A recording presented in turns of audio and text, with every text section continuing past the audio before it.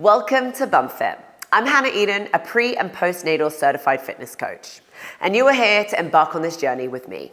Now, congratulations on your new endeavor towards motherhood. Maybe this is your first baby, or maybe this is one of many. Whatever it is, I'm so excited you're here that we can do this together. And as you see, I am also on my way to motherhood for the first time. It's been an incredible journey so far, and I am so excited to continue it with you. Congratulations on your new bundle of joy.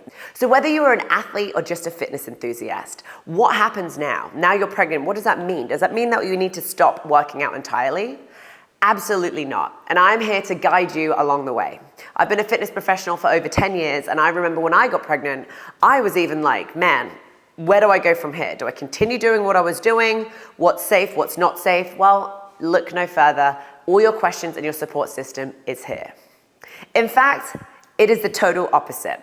It is extremely beneficial to work out throughout your pregnancy because if you think about it, we are all preparing for maybe the biggest and hardest workout of our life, which is labor itself.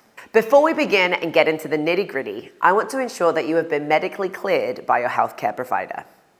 Also, remember that this is not a rigid prescription for a fitness plan. This is simply a guide to support you along your trimesters 1, 2, and 3. I also want to remind you to be kind to yourself. Let go of any expectations that you may have. And remember that every single pregnancy is different. Do not compare your journey to anyone else's around you. In fact, every single day is different. One day you may show up feeling like a superhero, and the next day you may feel like you can barely get out of bed. That is the joy of this journey, and we have to be able to flow like water and show up and check in with ourselves daily to see where we're at that particular day. The general goal of BumpFit is to help you stay active, feel safe while you're doing so, as well as healthy and strong. Motherhood itself requires us to be strong individuals. We're going to be holding our babies for extended periods of time. We're going to be grabbing car seats out of the car with one arm. We're going to have a baby on our hip. We're going to be doing all kinds of stuff. So the idea behind this program and the way I've created it is for us to prepare for that. So you're going to see some interesting strength training along the way. This is a strength-focused prenatal program that will have 3 workouts a week focusing on full body strength, imitating different movement patterns that will prepare us for motherhood.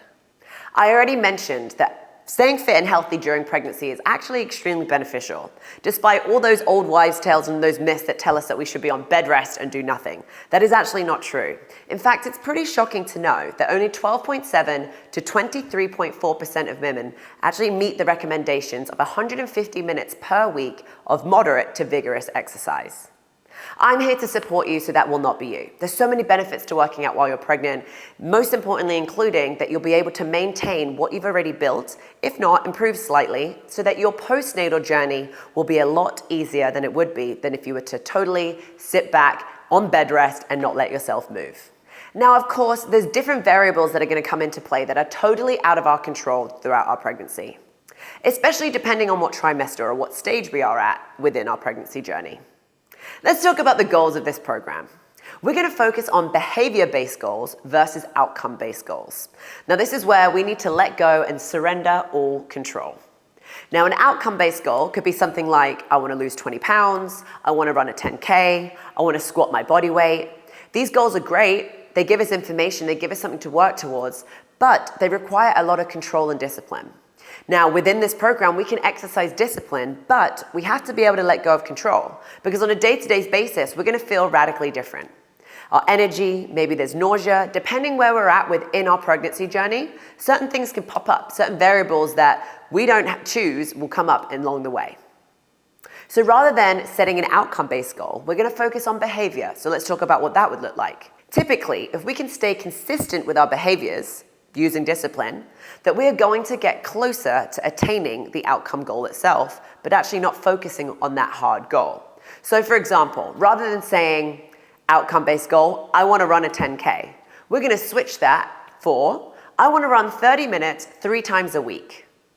That's a behavior that I can handle. That's something that I can attain. That's something that seems reasonable and realistic for me right now, no matter how I'm feeling. 3 days a week, I'm sure I could fit that in. And if not, I'm cool with 2.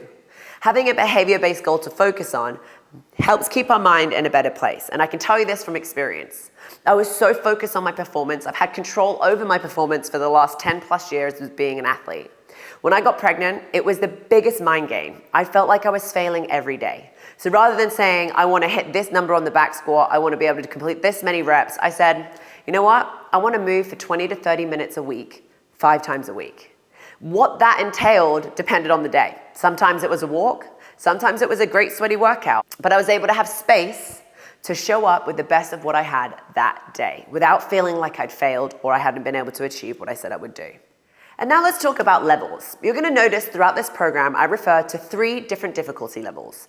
So here's some questions that I need you to ask yourself, because this is not a one size fits all. This is me trying to cater to you all, so you've got to do a little homework for me, okay? First of all, what is the age of your training? Meaning, how long have you been training? Have you been consistently training for 2 weeks? Is it 3 months? Is it a year? Is it 5 years? Start to jot these things down.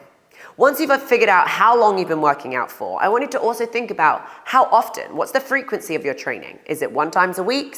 Is it 1 to 3, 2 to 4, 2 to 5? Write that down too, okay? I want you to be honest with this one.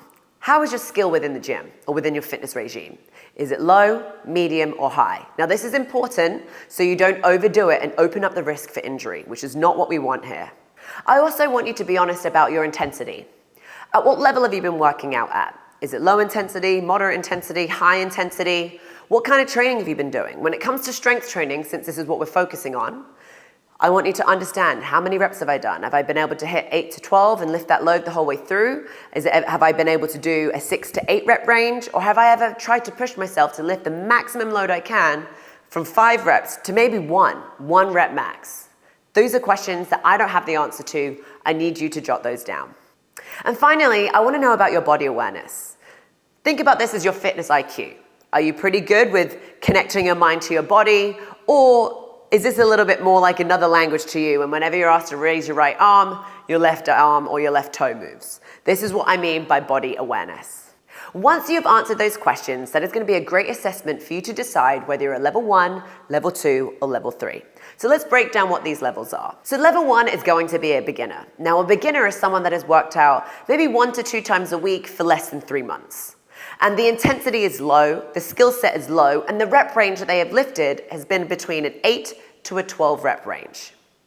And level 2 is going to be an intermediate athlete. And I'm going to refer to us all as athletes, all right, from this point forward.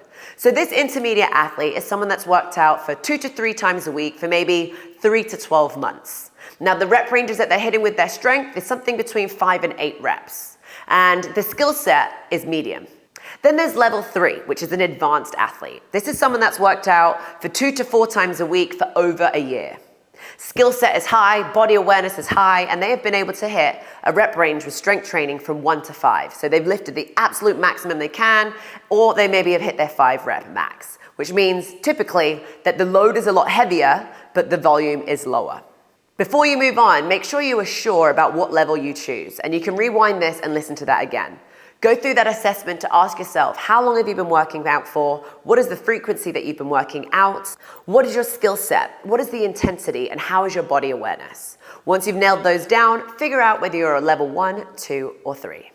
Not only is this program going to support your workouts and your activity level, but I really hope that this helps with your mindset too.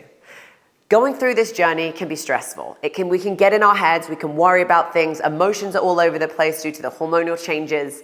A lot is happening, and there's this crazy radical change that is about to happen to us, whether this is for your first baby or adding more babies to your pack. So you're gonna notice I've given you a trimester 1, 2, and 3 separate considerations video. It's important that you listen to that before you start and move into each trimester.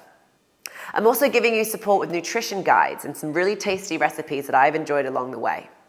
You are never alone. You've got this on lock. You're gonna make this journey yours. You're gonna cater it to exactly who you are and where you're at right now in your life. So I just wanna say one more time, congratulations. Thank you so much for being here, and I cannot wait to support you on this journey.